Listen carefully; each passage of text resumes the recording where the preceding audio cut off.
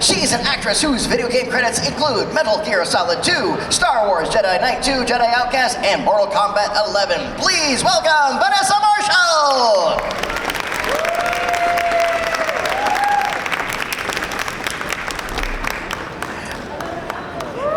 And next, she's an actress whose video game credits include Fire Emblem Fates, Raising of the Shield Hero, and Genshin Impact. Please welcome Brianna Knickerbocker!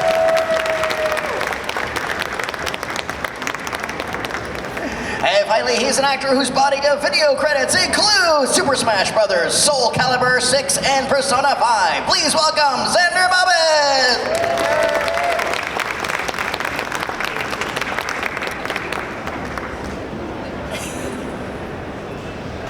Thank you. Oh, Nicely done. There you go. Sorry, I should have. All good. Hey, good morning, friends. How's your Sunday? Excellent. Yay. Yeah, yes. Yeah, I know. First meal of the day on Sunday is all that. It's okay. Waking up. All that, making merry in Ocala last night, so all that fun stuff. So since we're tasked to kind of focus on the video game stuff, I'll ask everybody, what was their first video game gig, and what was the adjustment if you had already been working in narrative-based animation? What was that changeover like for you? So I did commercials and voiceover before I did video games, so Right. I'll have that. Yeah, first video game, first like actual video game I booked like through an agent and did like large scale professionally was Super Smash Bros. So I had kind of a weird intro. Epic. Yeah, kind of not a normal one. And it was dope, man. It was amazing. It was a dream come true. When I first started in voiceover, I had no acting training, no idea what I was doing. I just saw Doma and I got freaked out. I'll see you soon. But I had no idea what I was doing. I was just alone in my apartment. I just quit fashion. I had no crying every day, no family, no money, no idea what I was doing. So I was like, let me go to Craigslist. Let's see what's on Craigslist. And I saw acting jobs. I was like, oh yeah, acting, that's cool. And I applied for said acting jobs. And literally there were voiceover jobs on Craigslist back in the day. And there was a video game job and I booked it, and it was the lead role in a mobile game, and it was like 20,000 lines. And I was just like, I don't know what's happening, but this is cool. Wow, that is amazing. That is amazing. Craigslist I know.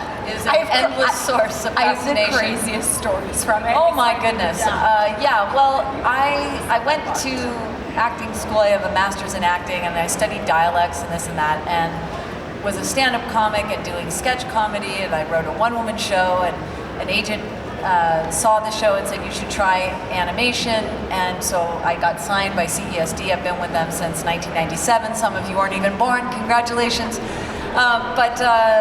Yeah, I had done a bunch of commercial jobs, and then I was doing a job for Dune, the video game Dune, and I think I was just some utilitarian voice, and then I saw them, they were freaking out because they couldn't find a voice for, I think it's the big gelatinous Jabba the Hutt dude who, the Harkonnen dude? Yes, Baron Vladimir Harkonnen. That dude, right? So I said, Would it sound like this? and they were like, get in the booth right now. And so, I ended up doing all of his lines like this. which I don't even know if you could hear. No woman should make this sound. Forgive me. I don't think I could. Well, I don't know. Well, I used to call my friends and freak them out and be like, What are you doing? you know, I was like, what's your favorite scary movie? yeah, no, I don't know. Like this is like I just make people laugh growing up, and so I was like, I don't know, is that useful to you?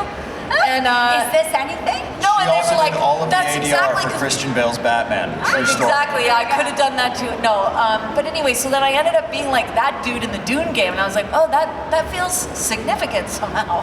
Yeah. And It kind of like- is. You're in very, very good company. But it was like an accidental booking. Yeah. I don't know. But But it wasn't Craigslist. But still, that's so cool and fun. So you're Yeah. like, here's this saying, is this anything? They're like, this is definitely something, get in the booth. Well, when you come from like a stand-up comedy background, you're not taking yourself very seriously. So, Sure. you know what I mean? You're just kind of like, you know, Here's the thing, this like fun little parlor trick is like, can you do this for 4 hours? Yeah. Then I'm gonna change your life. But then I ended up using that voice again in Final Space. I played Invictus, who's like I went in to read for some other like villainous role, and then they were like, oh, we need a villain. I was like, I got a little something for you. And they all like, the look on their face when I did that noise, they were just like, uh-huh. You know, 'cause it's not a soothing sound. Anyway. What's the biggest challenge you've all had to adjust to in video game acting? Signore. Probably doing screaming for hours at a time for like, if you're doing shooters, if you're doing anything that's like really high stress, there will be a whole, and like part of this is my own fault, is like when you're, you know, especially when you're a young actor, you're very like, oh my God, yes, I have to just be like, you know, yeah, of course I'll do that, 100%. So they'll be like, hey, do you need a break? 2 hours in, and I'll be like, no, I can keep going, guys, this is fine. But yeah, it'll be hours at a time of, grenade, get down! And, you know, after a little bit of time, that you start sounding like Baron Vladimir Harkonnen. So, Yeah. Yeah, I have a really soft, feminine voice, and I lose my voice very, very, very quickly. So yeah, doing stuff like that is just so painful and really, really hard. I'm also horrible at cold reading. In video games, it's all about cold reading, so it's just like, ouch. Yeah, that's a good point. I like to prepare scripts before jobs, but for some reason in video game, maybe it's because it's many short sentences, and you get to do it 3 times. But sometimes they're not short. No, they are not. I know, you're like right. Paragraphs, and I'm like, can I read this before I start trying to act it? Yeah, it is kind of scary. I don't know, you just kind of go with it. Yeah. It's a little stressful, but worth it. But definitely, I think the dying, is it Baldur's Gate? There's which Baldur's Gate? Yeah, like a billion, I don't even know, but I had to die by fire, die by lightning, die by choking, die by drowning, die by, and I was like, Hands what? through the eye. You know, and then you get in water, you're going like, you know, Yeah. you're making all these horrible sounds. At the end of the day, you sound like the Harkonnen dude, naturally, and yeah, so there's of course technique to using your diaphragm and supporting your breath and all this type of stuff. But at the end of the day, what we're doing does hurt our vocal cords. I was Amen. learning from my vocal coach, so it's like, there is technique, but you are damaging your vocal cords. yeah, You yeah. really have to readjust to that schedule. Kevin Conroy, the voice of Batman for Batman the Animated Series, he used to say all the time, you know, it's like, it would take me 2-3 hour sessions to do one episode of Batman. When I did the first Arkham game, it was 9 months, Monday through Friday, 4 hours a day. And he was completely not accustomed whatsoever. And again, and there's a monotony to it too, not just with the efforts, it's just like all the visual dialogue. It's behind the car, it's behind the bike, it's behind the cat, it's behind the pancakes. It's like just all that stuff. And whenever I've dabbled in it, it's just like, I can't help but thinking, I can't stay on point. I'm thinking, what is this behind the pancakes? I'm thinking to myself, what am I reading? What am I doing here? And it's hard. And if it's on short stuff like an anime or animation, it's like, okay, fine, it's whatever the mood. I try to piece together the plot in my head. And I always have to separate myself from it, so. I think that's also another difference is that when you're doing the video game, you're by yourself. And otherwise, you know, when you're in an animated show, well, not since the pandemic as much, but like there's one of the Jedi Council games that I did, Knights of the Republic. I think I was Jan Orr's. Totally, exactly. Big Knights of the Old Republic fan. Yeah. Let's go! And then there was a Torgruda character that I did in a Jedi game, but then someone sent me a YouTube clip. We were all by ourselves, but I'm on the Jedi Council with like Jennifer Hale, kicking it on the Jedi Council, and you'd never know that we were in little closets by ourselves, and I had no idea how it would all come together, but it does. And then when I did Dr. Strangelove for Peace Walker for Metal Gear Solid, that character, we did volumes of lines as an American, and then they said, oh, we've decided we want to start from the beginning, and we want her to be from London. And like, luckily I've lived there, you know, it's like, okay, so then we went all the way back and redid all the lines, and Dr. Strangelove is very British, so I it cannot happens. imagine trying to piece together the plot of a Kojima game while you're like in it. Those Yeah. things are so, Yeah. that'd be nuts. Yeah, I know, it's a skill I really force myself, I gotta let this go, man. I really do. What's everybody's been most challenging or just bizarre effort you've been called upon to do? And then you don't know an effort is like, it's like, ooh, ah, ee. It's like, oh, you're being thrown in a wood chipper, you're being done this way. It's a non-verbal They did sound or whatever. electrocution. I just did a game recently where they were like, you've been poisoned, we need you to throw up for 2 seconds. Oh, cool. And that was a blast. Yeah, electrocution, I learned that if you put your hands together like this and that's the electrocution sound. So Yeah. variations of that. And then when I think I did Marvel vs. Capcom, I played Gamora, and Jonathan was directing me, and Jonathan Klein, and he was the best director because he said, can you change the consonant and the vowel with every k, p, t, k, like, and so it was like this algebra problem where I just took different because otherwise you're just sitting there, how do I give you 12 versions of death that don't sound exactly the same? So Yeah. it's interesting. Actually, so with Jonathan, I did Street Fighter V with him, and What are you in Street Fighter? his name is Abigail. He's like a 7-foot tall dude, and Wait, what's his outfit? he's wearing like a green tank top, some cargo pants, a Yes. mohawk, I love that guy. That's and awesome. he speaks fluent car, which I didn't know what that meant when I read it in the audition. So when we went in, they were like, "Yeah, make this car noise," and Jonathan would be like, "I really need like a Dodge Ram model number," and I was like, "Jonathan, I don't know what that engine sounds like. Can you pull it up on YouTube or something?" He's like, "No, we've got ref in the Japanese." We listened, and it was just the guy being like, and I was like, "That just sounds like Speed Buggy." That's amazing. Speaking of Speed Buggy, look forward to this story. You ever heard the stories about the table readings of Speed Buggy? No. Okay, Speed Buggy was a 70s Hanna-Barbera show. It was one of the early Scooby-Doo knockoffs, and it was a gang. They had a car they put together called Speed Buggy. It was like pockety, it was a racer car. Mel Blanc did the voice of Speed Buggy. Now, whenever they would do table readings and stuff, they would always invite the guest star. You want to sit next to Mel Blanc? Oh, I'd love to sit next to Mel. He's a legend or whatever, too. Well, Mel would go the full Monty in the table readings, and when he would do that voice, he would like spit like crazy. So if you sat next to him, he'd be like, "Okay, Speed, let's go." Okay, and so you would leave with your when you're sitting next to him, typically drenched in Mel Blanc spit. So it was like the rite of passage to sit next to me. But it's like, "Hey, Mel Blanc spit on me." Awesome. So not a video game, but I always like telling that story. So. That's awesome. Sorry about it. Me too. What, you do Street Fighter, has anybody here actually played the games they've worked on? Yes. Which ones? Well, I've played Marvel vs. Capcom, also Injustice 2. I'm the voice of Black Canary.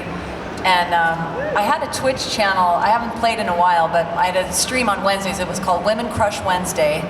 And I would play the video games that I voiced with other women in the game. And yes, I did beat Wonder Woman playing Injustice 2 with Susan Eisenberg, but I'm not bragging or anything.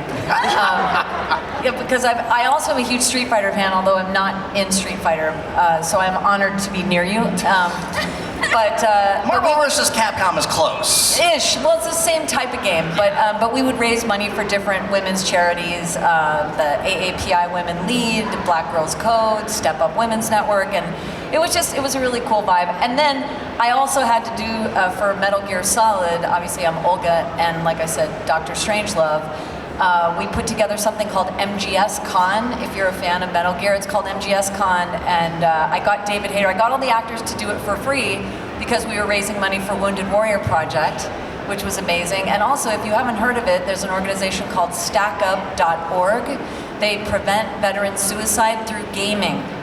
And it's a really, I love hanging out with them. They've got like a Discord server, and they're stationed in different places, and Stack Up sends them PlayStations, Xboxes, games, stuff like that. And they have a house in LA where they offer, laundry and things like that to people who are unhoused, who've served, and it's a really beautiful thing. But anyway, I love playing the video games, and after the pandemic, I just felt like so alone, and I wanted to create something where we would have fun and pay it forward.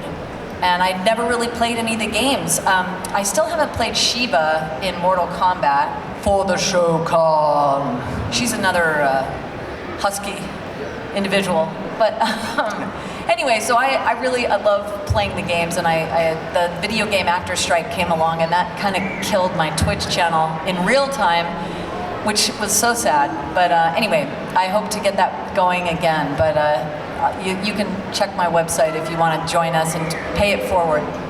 That's dope. You were Olga Gurlukovich from Metal Gear 2? Yes. Oh, that's so cool. I grew up on the battlefield. Oh, That was me. Oh, nice. Anybody else play the games that you've actually done? Yeah, so I was a big fan of Persona 4 when that came out, when I was a wee lad. So then when Persona 5 came around, like I was gonna play that no matter what. And then, I was in the studio for a different game, and we kind of knew Persona 5 was coming down the pipeline, and we're all kind of like, ooh, I wonder when we're gonna get to audition for it. And Val, who was our director, she, it's so weird, the studio is also their house, and it looks like the first time I went there, I was like, oh, okay, so like, I guess drug lords do voiceover recording, because it looks like a compound. It's crazy. So they take you into the kitchen to pay you. Is that the one in Sherman Oaks? I think it's in Encino, yeah. Yeah. So Val's like, hey, so this was great. We'll see you in a couple weeks. And I was like, oh, yeah, we've got this game. I don't know if it's a series called Persona. You're going to be coming in for that one. Word. What's Can you say what I'm playing?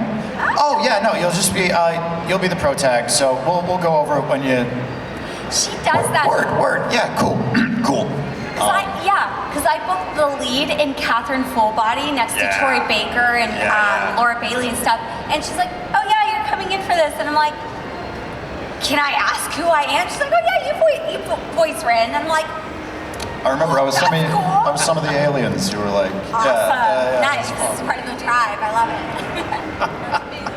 Very nice. All right, well, I'll go out and take some other questions. Thanks for indulging my capricious curiosity.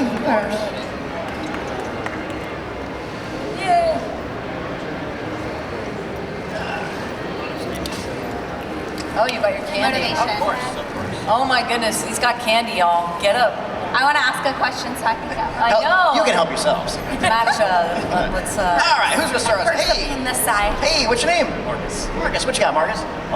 So kind of interested in getting into voice acting myself. I work in healthcare right now, so in the future. But as far as, do you have to change your approach when you're voicing in a game that has like 3D models talking to each other with the lip flaps versus like more of that Persona visual novel style where it's character portrait and just line there? Like, how do you change that up? So the answer is kind of, but it's less, hey, what kind of game am I in? Got it, I'm gonna go. Sometimes, like if you go in for a Bethesda game, if you know how those go, like the camera zooms in really close and you do. But in that case, they'll just give you contextual direction of like, hey, the camera's right here, so you don't need to be going, hey, what's up, bro? How you doing? Yeah, welcome to the wasteland, dude. Because that would be really weird. You'd be shouting into their face. Whereas if you're in like a cutscene and there's, stuff exploding in the background and your homie's over there and you're like, no, Greg! Oh my God, your legs just got blown off, no! That's gonna be, so it's less what's the style of game and more contextual of like what's happening at that time in the gameplay that will affect how we speak. Totally. Have you done performance capture stuff? I haven't done a ton of it. I want to do more of it. I hate doing self-tapes. So believe me. Yeah. Well, So bad. obviously I voiced Hera in Star Wars Rebels, but they came to me for the Squadrons video game, and it was so interesting because I had to memorize the lines. And you walk in and they put you in like a luge suit with balls all over it, and you're just like, what is happening? And it's completely, that is 100% different from, just being Yeah, alone. it's more like stage acting, Good right? Lord, it was awesome. I really enjoyed it. I loved it. I had so much fun, but it was unlike any video game I'd ever done. So that obviously, but also for Injustice 2, I had PCAP, like a helmet on my head and like lights going into my eyes, trying to act normal, just in general, and act well as Black Canary. It was like, I'm wearing a football helmet with lights shining directly in my face, and what am I doing again? Yeah, I don't know, but so that is a very different scenario that'll be clearly different when you put the helmet on. But thank you for your service, by the way, being in healthcare. Thank you. Yeah, versatility. That's just what it is. Just try to be, there's so many sub-disciplines within performing and acting. It's just try to be ready for it. It's like I said, when she jumped in Darren Harkonnen and stuff like that. So, just what you. But hey, good fortune on your journey. I hope to host you on stage. Thank you. Hi, what's your name? Hi, my name is Laura. So I'm also another healthcare worker. Yay, thank you. Now the thing is, I just wanted to hear from you guys since you three are voice actors. Do you have any dietary tips for vocals? What to definitely stick to eating, drinking, and what to definitely avoid? Like obviously, like I heard about spicy, you would be careful on that, and mild tea is great. But and also, for instance, I heard about dairy, like something you want to be careful about too for the vocal cords. So, any tips? Well, yeah, obviously, I think they say not to do dairy before an important job, not to do greasy before an important job or an audition, because sometimes you can get kind of, I believe the term is phlegm, that can be created, and that's not helpful for the vocal cords. But I don't eat dairy generally. But do you guys have food things that you do? No. No, not really. I probably should, but I don't know. You just kind of go. You learn what works for you. I mean, if you eat something syrupy, sometimes you I don't know. A lot of people eat green apples. Yeah, I do that. Like if I'm recording, I'll I normally do my auditions in the morning, so like usually breakfast is just a green apple, and that's just because I don't want to have to painstakingly edit all the noises out, which especially first thing in the morning, there's a lot of those. But apart from that, yeah, no. Whiskey, cigars, Perfect. Any tobacco products really, I think will Excellent. absolutely help. Yeah. It's what's for breakfast. Absolutely, yeah. Thank you. Everybody I knew at Disney, everybody had their own thing because you have your voice and you get that part, so it's kind of your own journey. But clean living, though, never hurts. That's right. Hey, what's your name? My name's Graham. This is a question for Xander. Okay, would you miss the part where, everything has to be towards the entire panel? Okay, what's your question? Tell me.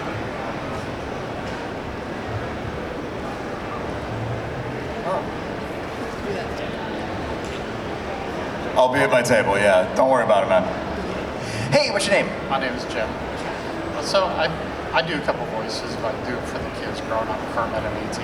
But how many, because they're so distinctive, lower and upper, octaves or whatever, how many different voices do each of you distinctively do for all the characters? How many have you developed? Oh my gosh. I don't even know. It's endless. I mean, I've played Ruth Bader Ginsburg. I've played little boys Dennis the Menace. I've played, Harkonnen Jabba dude. I mean, it's really as far as you want to take it. Because I studied dialects in a job, I can either add texture, I can take it out. I can bring up in here too if you need it, or I don't know, just kind of, again, I think coming from like the improv background, you just make it up. It's like playing house. I teach, Jennifer Hale has a voiceover acting website called Skills Hub, skillshub.org or dot something. I think it might even be Life. But I always say to people, do you play D&D? when you play D&D, do you pick up the die and go like, oh God, how do I do this? No, you play. Like, everyone knows how to play, and giving ourselves permission to just access that. And when you were playing with footballs, dolls, action figures, whatever, not to gender anyone's playtime, but like, whatever we played with, we never doubted our ability to play. If we can just get back to that place of innocence and lack of sort of self-criticism, to just make a dumb voice and take a risk. And when you were on the block, I grew up on a block of 27 kids. We never doubted that we could do anything. And so I guess from that place, you just leap and try. I don't know, right? Yeah. 100%. I think voice, it's easier to think about, at least when you're approaching it on the, either when you have a job and they're like, hey, we're setting the voice, or when you're going to audition, it's easier to think about it in terms of voice is a byproduct of who the character is, right?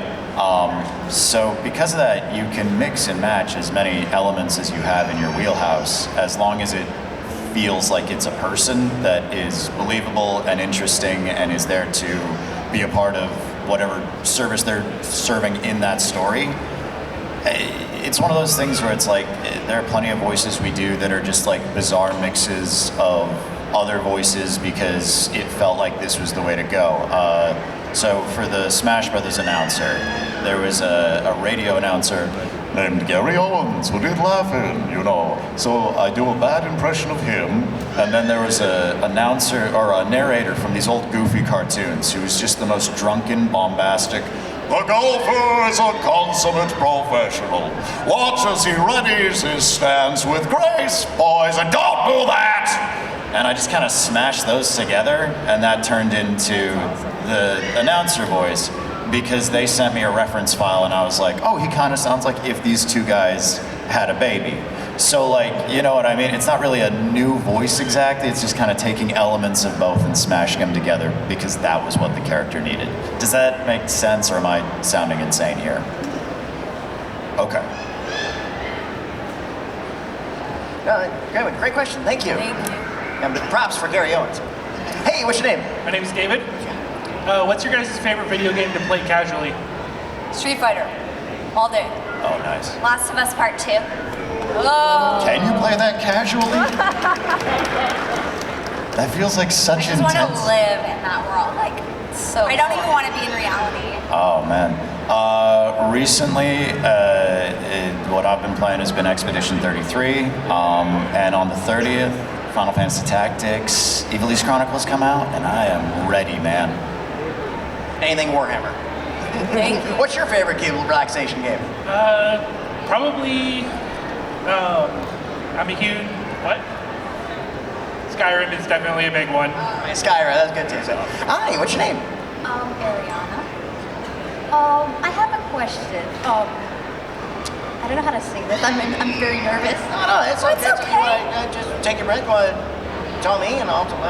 What are you doing? Has there been a moment that you had to improvise while during one of your recording sessions? Were you saying describe a time where we had to improvise? Yeah. Oh boy. Well, those things are pretty scripted. Those things are, video games are pretty scripted, and if anything, they need them faster. There's not a lot of time to really... Yeah, and normally it's just things like, hey, this line, can I say it this way? Because I don't want to say the word, supercalifragilisticexpialidocious, because I'm going to stumble over it. But there are times where you improv and stuff like that, and sometimes it leads to, really fun moments, and sometimes you do it and they're like, we're going to keep this, the engineer's going to keep this on his file, and we're going to play this for other people later because it's funny, but can we get the actual line now, please? Yeah, usually you don't really get to improv, but I've been really lucky. I've had a couple characters where there's been a little bit of wiggle room, like in Genshin Impact with Hu Tao. She's such a fun character. Nice. So there was this line where, I forget, I've got to look it up so I can start quoting it better at panels. But she's like talking about being a backstreet poet, and I was like, Chris, can I do something crazy? He's like, it's Hu Tao, do whatever you want. I'm like, okay. So then I'm like in the line, I'm like, backstreet poet, all right. And they're like, oh my God, can we do it? And I'm like, can we do it? Can we do it? And they're like calling China. They're like, everybody stop the session. He was on my panel yesterday, heard about Britney Spears, so he's like, I'm sensing a theme with How you. do the lawyers not like just... So they're like calling China, and we're like, oh my God, are we gonna be able to do it? Are we gonna be able to do it? And they're like, guys, we're gonna be able to do it. They said yes, and I'm like, yeah. But then the line was out in the game and it wasn't in there, and I was like, you guys betrayed me. You guys betrayed Backstreet Boys. We said Band-Aid in a line recently, and then we had to, like, the producers had to get on the horn and be like, no, we can't legally clear that, change it. Wow. Band-Aid. Yeah, because it's a Trademark. Yeah, it's a trademark brand. Wild. Like you can't say Xerox and stuff like that. We take for commonplace. So, great question though. Thank you. Like, I just love seeing those funny moments being recorded. That's why I asked. There's plenty of those, and yeah, once in a blue moon there's a window and stuff like that. But video games though are just so rigid because but they're out there though, so it's still good. Still a very valid question. Thank you. Hey, what's your name? Winall Jean-Pierre, how you doing today? Okay, my question is, what is the most difficult voices that you guys had to do? Most difficult voices. Most difficult voices. Besides Baron Harkonnen. Honestly, for me, it was Akira in Astral Chain. If I can quantify it down to like one specific thing, I'm very, very feminine. I'm super girly, and the character plays opposite Alex Lee in the game. They're both twins. So I'm the female version of him, and the director was very, very, very seriously wanting my character to be as masculine as Alex Lee's version of him. So not only did I have to be as masculine as a male, but it's also police officer. So it was really hard for me, and I was pretty sure I was gonna get recast. And like 3 or 4 sessions in, I got it, and I was in the pocket. It was just so hard though. I don't know, man. Yeah. Do you mean vocally stressful or like difficult to like get in the mindset and live in that zone?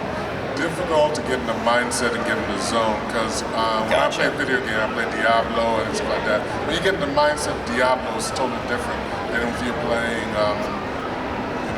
P-Run Crumble. I mean, 2 different mindsets. Sure.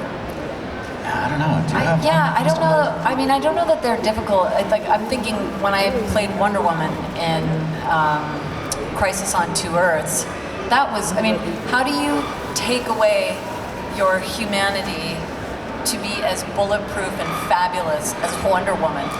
You know what I mean? Because there's nothing standing in her way, and I know we all have anxiety and social this and that, and life is hard sometimes to just be present and listen to people. It's challenging, but she doesn't care about that stuff. So how do you delete those files and bring only like the best version of you? But that wasn't necessarily in a video game, but I think sometimes the challenge is that they hire you and they get 3 voices.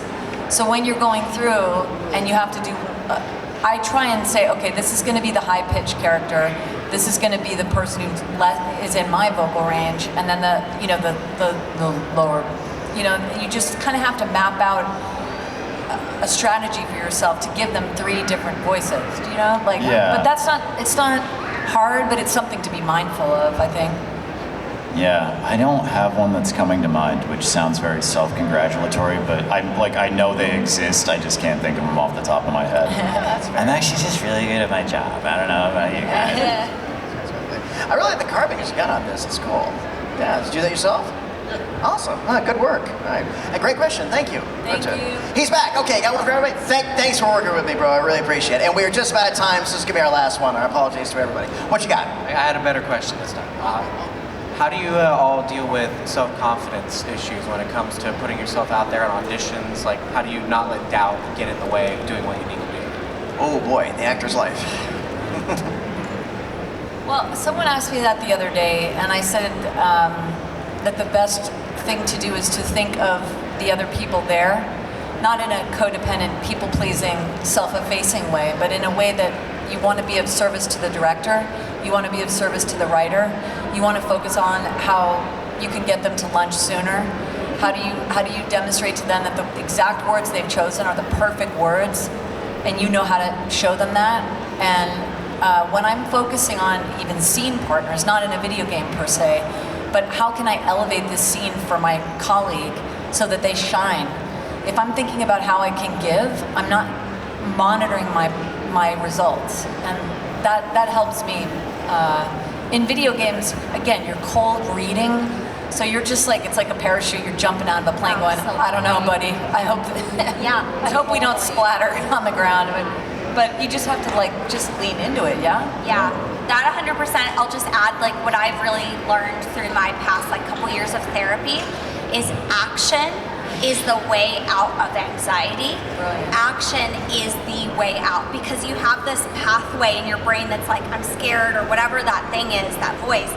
You can't undo a pathway, but you can write new pathways. So you do that through action. So you have to just feel the fear and do it anyways.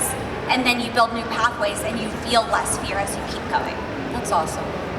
Yeah, I think it's, I mean, like, there's a certain amount of just accept you're gonna look goofy as hell, you know what I mean? Like, I feel like when a lot of new performers start, there's this self-consciousness of like, oh, well, I should just stay very still and not be too weird with it. And it's like, right, but at the end of the day, we're all gonna, I'll give you an example. We were doing this show, and it was a lineup of us, and they were like, okay, we're gonna do a big battle scene. Now, you're gonna have a great sword. You're gonna have an axe. You're gonna have 2 daggers. You're gonna have a spear, and go. And it's a bunch of grown-ass adults all pretending to be holding these weapons, standing in front of microphones, taking this very seriously, going like, you know what I mean? And you're just gonna look like a fucking doofus. So don't take yourself too seriously. Trust that no one in the room is going to, like, the most judgment you can get when you're performing is if you are so reserved about it that you're afraid to put yourself out there. So I think learning to embrace that is really helpful. Yeah, I don't know. Does that make sense? Yeah. And for auditioning, in the old days, this is still true in the attractions in the Orlando area, they're rooting for you. If you're going in there, they want you to be what they're looking for. And don't believe when people say, see, that's what I was looking for. No. Until you came in and showed it to them, then a lot of directors will say, that's what I've been looking for all along. That's nonsense. No, they're lying. It's like you nailed it, everyone else too. And auditioning is the mindset I always put myself in. I'm not auditioning for this role. I'm auditioning to be invited to audition again for more stuff later. So, and then they get to know you and they get to lay stuff too. But yeah, make a bold choice. And yeah, you may feel silly, it may look silly in the room, especially, or just doing it on tape, which is really problematic for me to do the full Monty on tape in front of my computer. But, you know, they're looking for boldness. They're looking for a choice. They're looking for commitment. So if that's your journey, good luck on that. Absolutely. So, thank you. I know I asked this yesterday, but for anybody who wasn't here yesterday, what's everybody got in their docket you're allowed to share with us? Well, I'm currently doing a Star Wars Rebels rewatch podcast with my castmates. If you come see me at my table, I have a card that I can give you with a QR code. You can come listen if you're a Star Wars Rebels fan. That's an iHeart podcast that we're doing. I have a bunch of different things that have come out recently. King of Kings, Castlevania, Tomb Raider. There's a bunch of stuff that is out, but next year I will have really, really fun news, so I look forward to being able to share that in the spring. Nice. Yeah, just saying yesterday, Fate Trigger is in beta, I think, which is really fun. Anime, GTA, Genshin, Rail, all the things. And Trails in the Sky first chapter just came out, and yeah, I'll have some very fun stuff in 2026 or 7 to talk about. Until then, I'm going to be dead. The only thing I know I can talk about is Borderlands 4. Check it out. Nice. Should be fun. That just came out, yeah. So yeah, go check that out. Awesome. And one final question. Want to take a picture with this audience? Sure. All right, everybody, come on up towards the stage. Not on the stage. Come on towards the stage, take a picture of this group and all of you.